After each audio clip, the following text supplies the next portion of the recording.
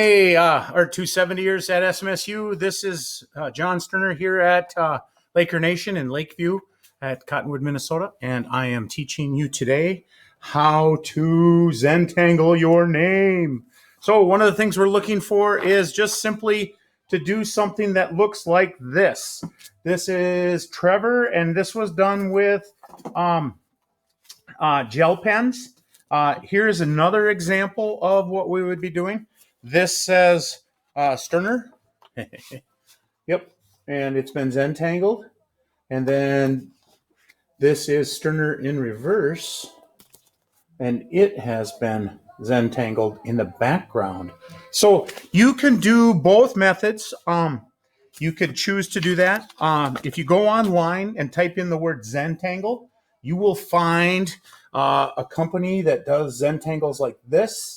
And then you could download their information, or if you just Google images, this will go through and it'll explain basically how to do simple, what are called tangles.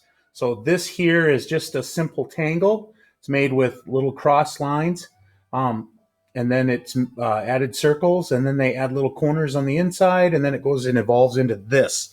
This will lead us to another topic called neuropathic art.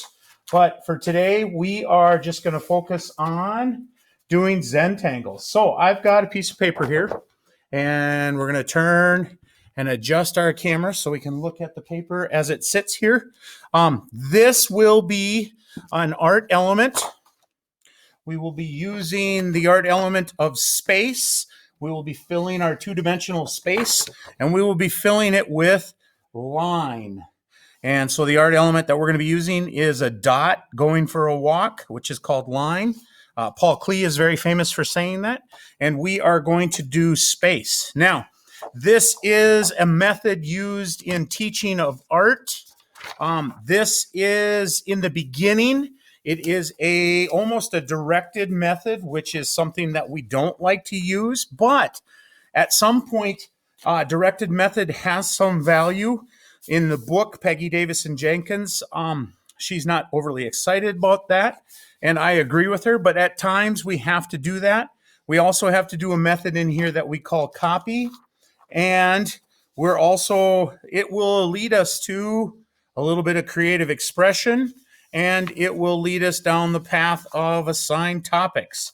So those are some of the methods that we're going to be using here.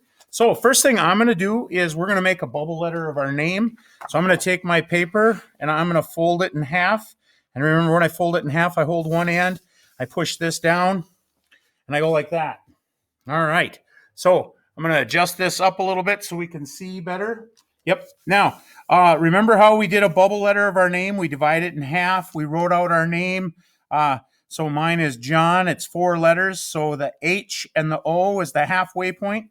So I'm going to put my H right here, and I'm going to make my H kind of big so that it fills my space. And notice I'm drawing lightly with a pencil.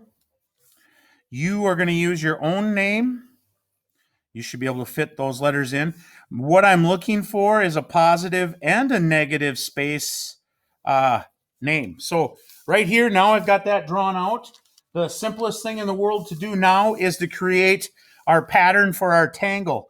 And so what I'm going to do is I'm just going to draw a line that goes here. It's going to go across here, across here. It's going to go over here. It's going to go over here. And it's come down there. I could do the same. I don't have to draw it the way I did it there. I could actually physically draw that line where it just goes over like that. I've now created a division between my areas. I'm going to do one more, and I'm going to come over here. The advantage of doing this in pencil is I break my paper up. Now, according to the rule of tangle, and there is a rule, when you divide this space up, each of these spaces gets a specific tangle. So as an example here, the tangle that goes there, which looks like this one, then would fit inside that center area there. So let's just take a look at this. I'm going to go with this one right here. and I'm going to start with this tangle, and I'm going to put this tangle right in here. Now, you could do this in pencil to begin with, or if you felt so daring, you could do it in pen to begin with. With children, I usually have them start with a pencil, and then we go over it again in with the gel pen or a Sharpie. So now the next step is every other one gets this little half circle. So that would be one. That would be one. There's one. This one comes to here. This one goes to here. Am I doing that right? Yep. Oh, I did that wrong. Look at that. See, even the teacher makes mistakes. So good thing I didn't do that in pen, right? So that one goes there. Now it goes the opposite. So I'm going to draw those shapes there. Shape there, shape there. Now over here, it's a continuation. So you could really think of it this way. And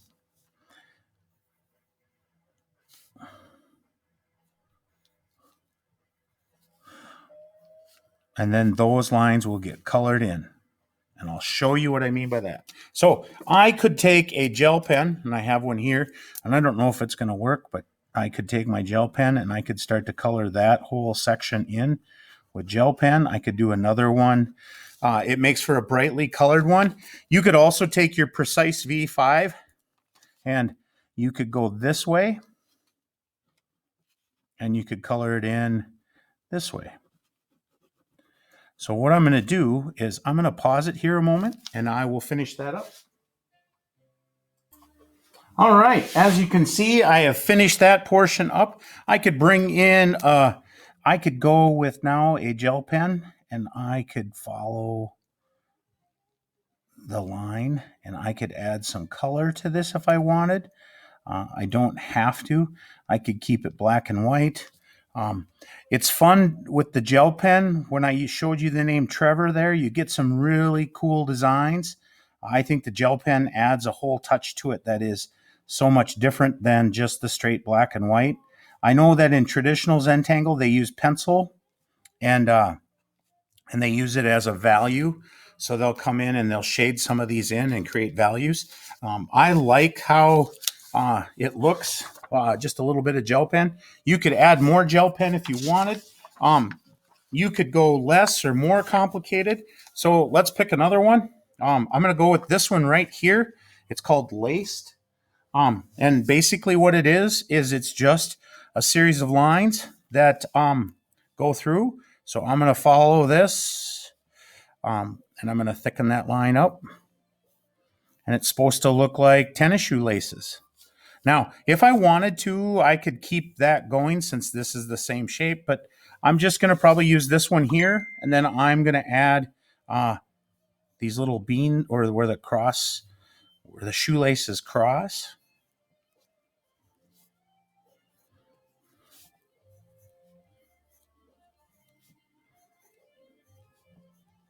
And then they add little circles, it looks like, little circles that denote and they put little circle on the end of each one.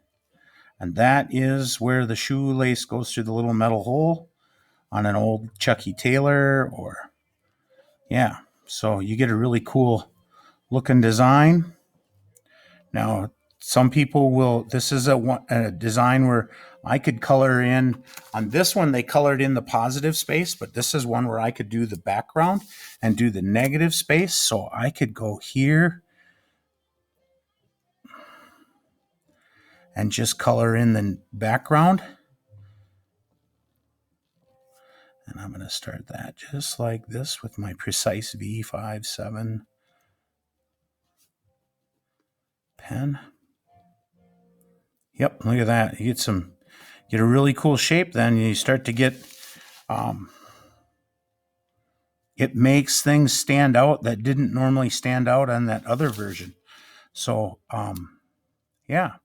So I'm going to color this one in. I'll pause it, and then we'll see where we go to. All right, so we're back. I finished filling that in. Now here's where, again, if I used, and there's no guarantee that the one I'm picking is going to work right now. Gel pens are kind of funny that way. So my green one's not working. So I will try a different one here. I'll try a different green, see if I can get it working. Nope. So I'll go back to that purple because that one works. And I'm just going to put a line of purple. And I'm going to keep that theme so I have unity. There's going to be a purple line in all of it. So I'm going to use this black. And that's how I'm going to do my name. So my whole name's going to get filled in. It'll be the positive space on this one. And then as I flip it around and I'll do the other side, and I'm going to do John on this side, the John will be in the negative space. So I'll put all the Zentangle in the back. So that is the plan on this. Zentangle is the name of the technique. There are all sorts of books out there. Zentangle. The act of actually doing it is called tangling. And I think it's a really unique form and fun. And just remember that, so your name is going to be like Bob here. It's going to be the positive space. And then on the other one, your name would be the white paper, and all the color would go in the back as the negative space. So I seem to have misplaced there it is. Now I've got it. And this is Trevor, and I'm not done with Trevor over here. I got some orange to do yet, and I'll get that centered in there. But this is the positive space one. Notice I added a little peeling shadow from the Mark Kistler book that we're going to be using here in a little bit. So yeah, hey, have fun with this. I think this is a really fun assignment. It is a form of design. It is a form of making lines and marks, having students recognize a pattern and make those patterns. Now, you don't have to follow the tangle. You could make your own fill, but that is, again, as you get more advanced and you teach more of this, you'll understand how to do that more.